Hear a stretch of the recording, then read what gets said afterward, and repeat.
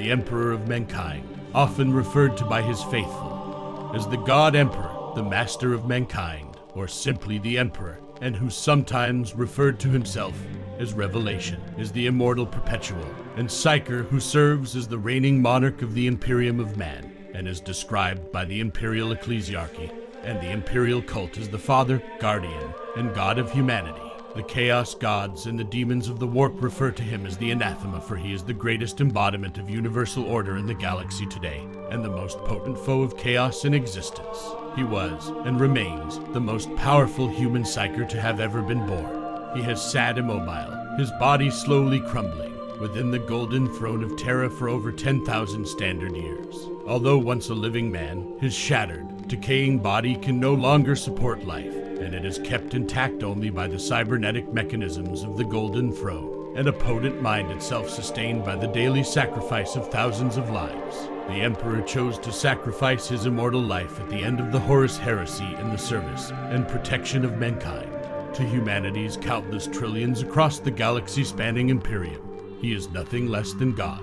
Through his Imperium, humanity is united and remains one of the most powerful intelligent species in the Milky Way galaxy, as well as its most dominant in terms of both population and territory held. United under one government, mankind is able to survive the myriad deadly threats it faces from aliens, the forces of chaos, and the traitors, heretics, and mutants that lie within the Imperium's boundaries. The Imperium's rule, carried on in the Emperor's name since the end of the Horus Heresy by the High Lords of Terra and a multitude of Imperial organizations, has been long, oppressive, and necessarily harsh. It has also resulted in technological and cultural stagnation and a regression into tyranny, superstition, and religious obfuscation and intolerance that would have horrified the Emperor. Though he is no longer responsive to external stimuli, the Emperor still lies at the very heart of the Imperium's continued existence. Although he cannot be directly involved in the day-to-day running of humanity's galactic government, his existence on the Golden Throne is vital to sustaining the Imperium, since his powerful mind's presence in the Imperium maintains and directs the Astronomicon, the psychic beacon that makes possible faster-than-light warp travel and is vital to Imperial shipping, transportation, commerce, and communication. However, the maintenance of this beacon requires the aid of other Psykers, whose life forces are slowly drained away by the Emperor to power the beacon. 1,000 Psykers a day give their lives to maintain the Emperor's psychic strength.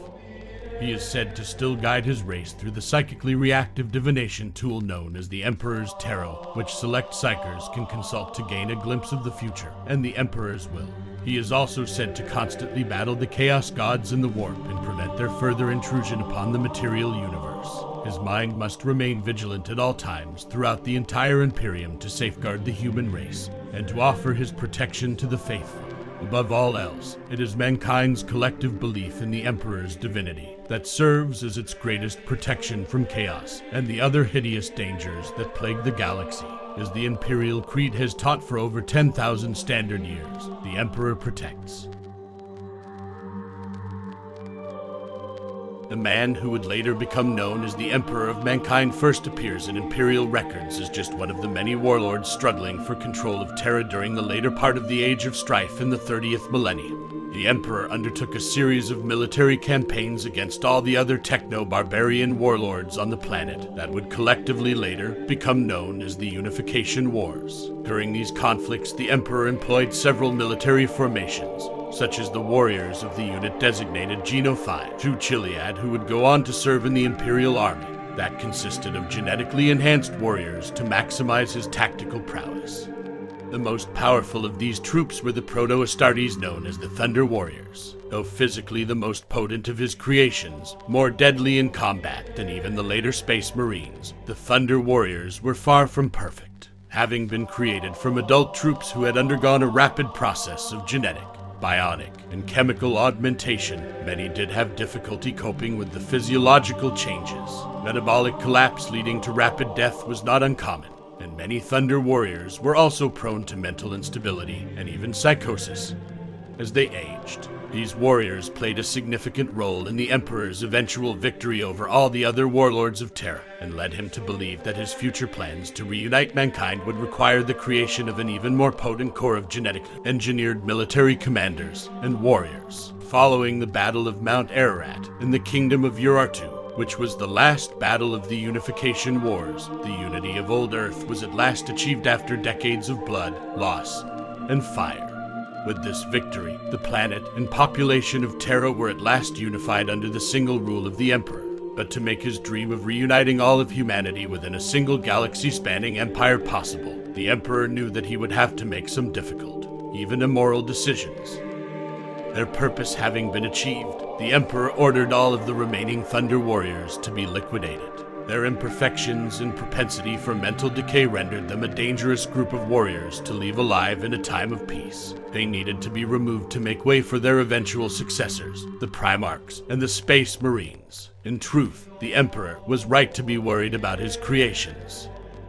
Another source claims that even before the Unification Wars had ended, the Thunder Warriors at last realized that their creator had cursed them with short lifespans as a result of their imperfect genetic augmentations, and turned upon him for what they saw as his betrayal. It was a cadre of several hundred custodians, even then believed to have been commanded by the legendary Constantin Valdor, and accompanied by several thousand prototype Astartes of the First Legion of the Newborn Space Marines, that stood in the Emperor's defense, carrying out a merciless culling of the obsolete and rebellious Gene soldiers. Though some Thunder Warriors successfully escaped the cull, however it happened, the vast majority of those who survived the Unification Wars died at the hands of their own allies, individually or in small groups like the self-stylized Dater Thunder Warriors present during the Cerberus insurrection of the early Great Crusade era. Some Thunder Warriors would survive, living mostly anonymous and miserable lives amongst the population of Terra, all honors of the past forsaken, always fearful of being discovered. Fortunately for these survivors, the Imperium, believing them all dead, never truly sought to hunt them down, as all efforts were by now concentrated on the progress of the Great Crusade. Official Imperial propaganda proclaimed that the Thunder Warriors had heroically died to the last man during the Battle of Mount Ararat, the greatest of their number, Eric Tyrannes, surviving just long enough to raise the Emperor's banner when victory and unity was achieved. But the Emperor could not wipe away the stain entirely, for several Thunder Warriors managed to escape what they called the Culling, including Eric Tyrannes, who would yet have a role to play in the fate of the Emperor's realm. With the unification of Terra achieved, the Emperor next set in motion his plan to defend and better humanity across the galaxy by unifying those lost bastions of mankind scattered across the myriad stars under the aegis of the newborn Imperium. This extraordinary undertaking would become known as the Great Crusade.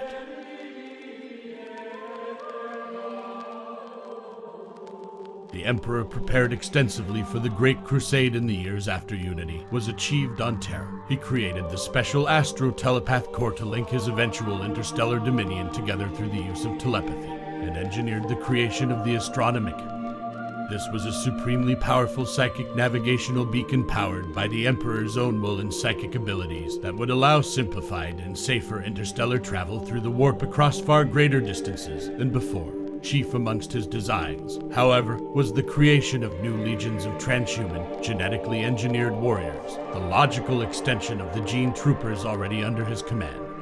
Though they would be far superior to the gene-enhanced troops of the Imperial army he had used during the Unification Wars, the Emperor first undertook the Webway Project, the creation of 20 superhuman infants whose genomes had been designed using his own genetic code as the foundation, who were intended to mature into powerful generals and statesmen for his armies. The Primarchs would be beings of such great mental and physical superiority that nothing merely human could stand against them. To enhance the Primarchs beyond the capabilities that even genetic engineering allowed. However, the Emperor also drew upon the powers of the warp he had learned at Malech to enhance his creations, imbuing them with nearly godlike levels of charisma and capability, but also unintentionally making them susceptible to corruption by the entities of the warp.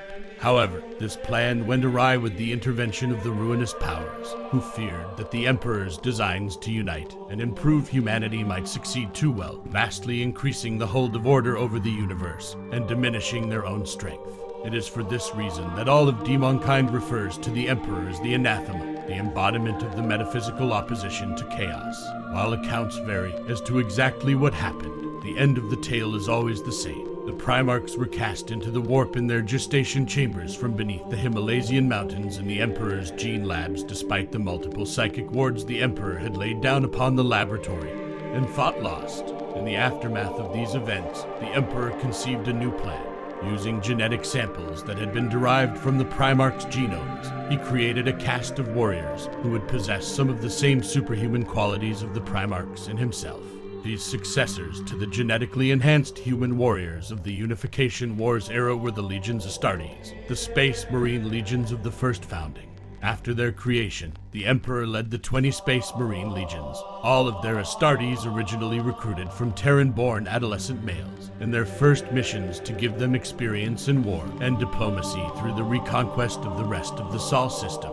The Space Marines drove alien slavers from the moons of Saturn and Jupiter, and most importantly, achieved peace and the eventual integration of Imperial Terra with the ruling mechanicum of Mars. This crucial military and political alliance, formalized in the 30th millennium with the signing of the Treaty of Mars, provided the Emperor with much of the technological means and material required to extend his crusade into the stars. At the same time, the alliance formalized the creation of the Imperium of Man and established the imperial bureaucracy on Terra, integrating the Mechanicum as one of the myriad organizations that comprised the newborn Adeptus Terra, the massive government of the Imperium, the future priesthood of Earth. With the final abatement of the warp storms caused by the birth pangs of the Chaos God Slaanesh, and ended by the fall of the Eldari, the Emperor finally began the Great Crusade in 798. And 30 with the campaign remembered as the first pacification of Luna. The Emperor's forces, concentrated amongst a rapidly growing cadre of expeditionary fleets, rediscovered long-lost human colony worlds, cast out alien oppressors, and claimed vast new territories for the newborn Imperium to exploit across the galaxy. Perhaps most importantly, the Emperor, leading his crusade, rediscovered his lost sons, the Primarchs, as the expeditionary fleets pushed out deeper into the depths of unexplored space. Scattered across the galaxy, the Primarchs were found one by one over a period of many solar decades and reunited with their father and their own genetic sons in the Space Marine Legions. All were placed in command of the Astartes legions created from their respective gene seed and played a major part in forging their father's Imperium. Together, they brought thousands of worlds into imperial compliance, establishing the rule of the Imperium over these worlds and inculcating in them the values of the imperial truth, a materialist, atheistic faith in reason, science, and technological progress that rejected all the vestiges of human irrationality and superstition, including all forms of religious faith.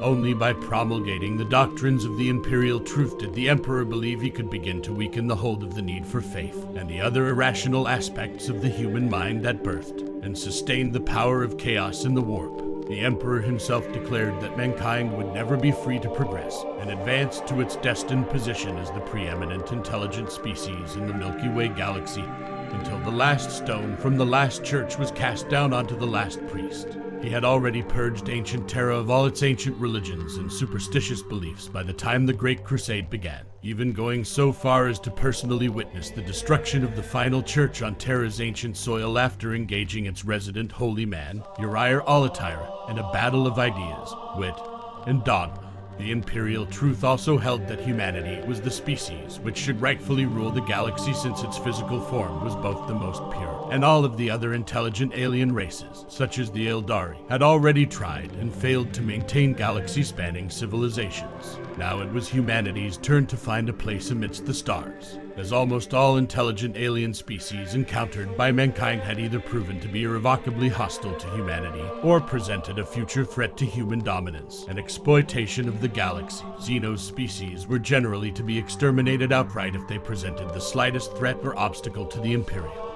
The Emperor believed the imperial truth needed to be brought to all the worlds of humanity, peacefully at first but imposed by war if necessary, because the Emperor believed that true unity was the only way for humanity to survive and prosper in the face of a very hostile universe. If this required the unfortunate use of force against those who refused to understand this necessity, then so be it. Just as he had during the Unification Wars, the Emperor again lamented the loss of innocent lives and the curtailing of individual freedoms that the fleets of the Great Crusade sometimes trod upon. But he could see no other way to safeguard humanity and weaken the endless corruptive power of the ruinous powers at the same time.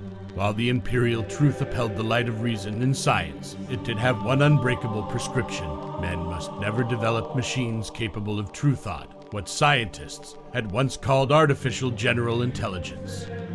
The Emperor remembered that it was the great war fought by humanity against the thinking machines known as the Men of Iron that had helped to destroy mankind's last united interstellar civilization at the end of the Dark Age of technology, and he had no desire to see the human race repeat its past mistakes. As such, when the expeditionary fleets of the Great Crusade encountered advanced human civilizations in the dark of space that had developed artificial general intelligences, these worlds' populations were simply exterminated outright as potential dangers to the entire body politic of the newborn Imperium. Additionally, there was an increasing concern as the Great Crusade progressed about the use of psychic sorcery by agents and warriors of the Imperium. The Emperor was the most powerful human psyker to have ever lived, but he was deeply ambivalent about the growing spread of the mutant psyker genes through more and more of the human population.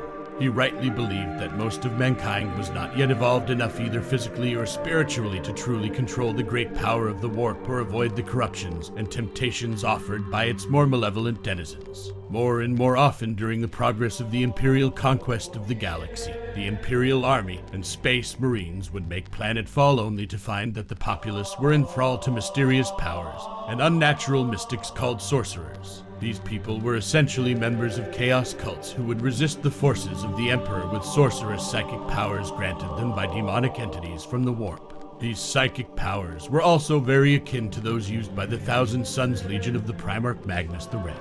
The Thousand Sons had come under intense criticism for their use of sorcery by the Primarch Mortarion of the Death Guard Legion, who knew by his own personal experience with sorcerers on his homeworld of Barbarous the dangers to be found in anything spawned from the warp, and Lemon Russ of the Space Wolves Legion, for whom any battle fought through sleight of hand, clever deceit, or any trick other than straight physical combat was by definition dishonorable.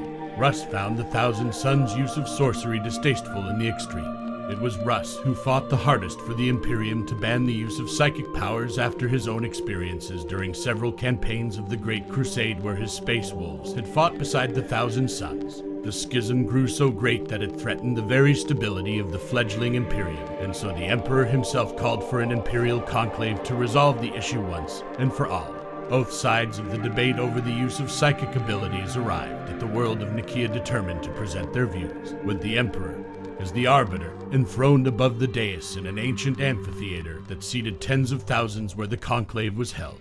On one side of the question were the witch hunters like the Sisters of Silence, who presented their case by reciting a litany of human suffering inflicted upon the Emperor's own subjects by sorcerers enslaved by what would eventually later be recognized during the Horus Heresy as chaos, of gibbering mutants who had lost their humanity, and of cults and power-hungry men and women who turned their psychic gifts to dark purposes. All present were also aware of the terrible damage that had been done by uncontrolled and demon-possessed psychers during the early days of the Age of Strife. On the other side was a powerful advocate for the continued use of sorcery, the Primarch Magnus the Red. His very presence frightened many, but he began to speak with the great charisma that only a Primarch could wield. His argument was that no knowledge was tainted in and of itself, and no pursuit of knowledge was ever wrong so long as the seeker of that truth was the master of what he learned rather than its pawn. He spoke with finality that his Thousand Sons Astartes had mastered their knowledge of sorcery, and that there was no knowledge too labyrinthine for them to grasp, or that they could not master to serve humanity rather than enslaving it. Magnus called on the Emperor not to ban the use of psychic abilities, but to contribute to further research into their usage so that they might be harnessed more fully for the betterment of humanity and the Imperium. Magnus had spoken passionately with great power, and the participants at the Council of Nikaea became even more divided.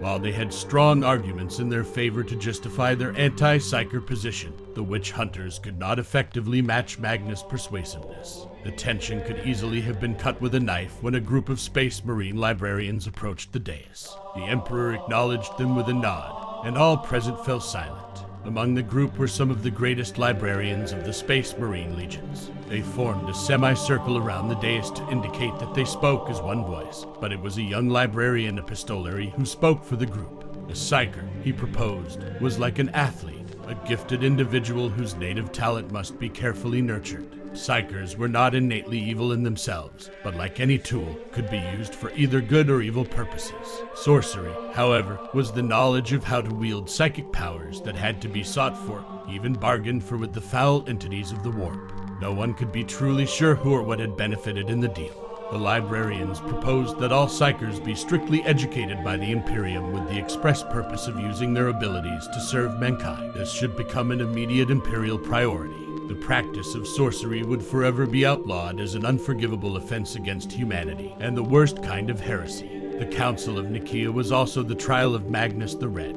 for he was accused of sorcery and of introducing sorcerous practices to the Space Marine Legions through his lead role in the institution of the Corps of Librarians. As the evidence of Magnus' continued practice of sorcery became apparent, the Emperor barely contained his wrath as he pronounced judgment on the Primarch of the Thousand Suns. The Emperor had entrusted his son years before to obey his bidding and forswear the use of such occult practices because of the dangers inherent to the warp. He had entrusted only Magnus with the true secrets of the warp to which only they remained privy, but now it appeared that his son had disobeyed his edicts, and at the very least dabbled in the occult and the forbidden black arts of psychic sorcery. The confrontation between father and son is recorded in the Grimoire Hereticus. The Emperor's judgment at the Council of Nikaea proved severe, largely as a result of his anger at Magnus. The Emperor rejected the librarians' proposed compromise outright, with the exceptions of navigators and astropaths who were properly trained, controlled, and sanctioned by the Imperium and were necessary to its continued existence. The Space Marine Legions were no longer to employ psykers within their ranks. He commanded that the Primarchs were to close their Legion's librarius departments forthwith, and not to indulge the undoubted psychic talents of those who possessed the gift. All existing Space Marine librarians were likewise forbidden to make use of their abilities, and were to return to duty as line warriors. The Council's rulings also created a new position amongst the Space Marine Legions, the Space Marine Chaplain, to uphold the Imperial truth and help maintain the purity of an Astartes Legion's dedication and fidelity to the Emperor's commands. The Emperor ordered Magnus once more to cease the practice of sorcery and incantation and the pursuit of all knowledge related to magic. Magnus, of course, did not like the idea, and he remained bitterly opposed to the decision made at Nikaea. But in the end, he bent his will to his father the Emperor, and agreed to obey, though the machinations of the ruinous powers would ultimately lead to a far darker fate for Magnus the Red and his 1,000 sons. The edicts of Nikaea stood largely untouched for the next 10,000 standard years, as the primary imperial policy regarding human psychic mutation. Only the edict against the use of librarians within the ranks of the Space Marines and later the Astra Militarum would be reversed as a result of the Horus Heresy, as that terrible civil war made clear to the rulers of the Imperium after the conflict that Astartes and other sanctioned psykers were essential to combat the power of the forces of chaos. Approximately 2 standard centuries into the Great Crusade, the Emperor decided to return to Terra to oversee a special project that he intended to cap his ambitions for humanity. This was the secret Webway Project, in which the Emperor planned to employ the assistance of a special artifact from the Dark Age of technology, the Golden Throne, that had been discovered on Terra beneath a huge and inhospitable desert on the continent of Asia. The Emperor planned to use the Golden Throne to enter and reshape the labyrinthine dimension of the Eldari Webway to serve as a direct and instantaneous transport network between all the worlds of the Imperium. This human portion of the Webway would recreate the vast network of warp gates that had once bound together the Old Ones and the Eldari's ancient interstellar empires, and would allow humanity to advance at a more rapid rate, scientifically and economically, than at any other time in its history. The Webway was a far more efficient means of travel, and most importantly bypassed the depredations of chaos within the warp that represented a constant hazard of death or spiritual corruption to human faster than light space travel. The ultimate objective of the Webway Project was for the Emperor to completely sever humanity from the need for the warp in its entirety. This would further deprive chaos of its power to corrupt and destroy, and weaken the psychic emanations that powered and sustained the Chaos Gods through the protective psychic wards that shrouded every Webway corridor. All these benefits would come as the Emperor guided his species within the protective embrace of the Webway and its evolution into a fully psychic race. This would assure its ascendancy on the galactic stage beyond what even the lost Eldari Empire had once managed to achieve and unleash a golden age of human civilization unlike any before known. A human-dominated Webway would also truly unite the Imperium, preventing mankind from ever again being divided by time and great distance. But this project would require all of the Emperor's considerable attention and had to be pursued in secret, lest the Eldari or other opponents of the project learn of it and seek to stop it before his efforts could come to fruition. The Golden Throne had been built during the Dark Age of technology to allow human access to the Webway, and took the form of a heavily mechanized throne created from an unknown type of psychically reactive, gold-complected alloy that was suspended over a pair of massive doors composed of the same golden alloy. These doors acted as the portal to the Webway, and were supposedly large enough for a Warhound-class scout titan to walk through upright. The Golden Throne was originally located in the subterranean depths of the Imperial Palace, where the Emperor's gene laboratory complex had once stood, an area known as the Imperial Dungeon. Hundreds of red-robed Mechanicum tech priests and servitors toiled in the Imperial Dungeon as the Emperor sat upon the Golden Throne and used his immense psychic powers to hold the portal into the Webway open for his workers, who constructed a new section of the labyrinth dimension intended to connect Terra to the rest of the largely abandoned transdimensional transport network. Because the Webway had been constructed from a psychically resistant material intended to protect it from penetration by the entities of the warp, and humanity did not possess the technology required to replicate it. The Emperor had to personally shield the new human-built sections of the Webway from warp incursions. This required him to remain on the Golden Throne continuously, and was the reason why he had been forced to leave the Great Crusade in the hands of his Primarchs and return to Terra to oversee the project personally. As such, following the extraordinary victory of Imperial forces over the greatest orc encountered by the Imperium to that time during the Ulnar Crusade, the Emperor decided that he was no longer directly needed to command the efforts of the Great Crusade. To this end, the Emperor placed Horus, his favored and most talented son, in charge of the military advancement of the Great Crusade in his stead. Horus was foremost amongst the Primarchs and was the first rediscovered by the Emperor on the dying world of Sethonia that lay so close to Terra that warp drive was not needed to reach the planet. Horus was the only Primarch to serve in the Great Crusade alongside his father for many solar decades, and was the most highly honored of the Emperor's sons, the Primarch he most trusted and most loved. The two had fought together at the forefront of the early Great Crusade. The Emperor had protected Horus during the Siege of Rylais, while Horus repaid the favor during the Battle of Goro. During the Battle of Gyros Thravian, the Emperor slew the mighty orc warboss Garkle Blackfang after it had held off 3 of his Primarchs. With such a history between them, the Emperor felt Horus was the man to lead the Great Crusade in his absence. Granting Horus the unique title and rank of War Master, the Emperor declared that the time had come for his sons to show him what great leaders they were. Turning his back on direct military matters, the Emperor created the Council of Terra, the Imperial Tithe, and expanded the civil governing and bureaucratic bodies of the Imperium like the Adeptus Administratum, before retiring in seclusion beneath the Imperial Palace to begin work upon the Golden Throne and the Webway Project. But the Emperor's decision to not tell his sons why he had retired to Terra, as well as his decision to begin shifting the Imperium's government out of the direct control of the Primarchs on the War Council and to the Terran nobility and bureaucrats whom they detested, sowed the seeds of discord among the Primarchs. So, too, did disquiet over the Emperor's decision to raise Horus above his brothers by naming him the War Master, and thus their commanding officer. From these seeds of ambition, pride, and jealousy, the Chaos Gods would find fertile ground to corrupt many of the Primarchs and bring on the horrors of the Horus heresy.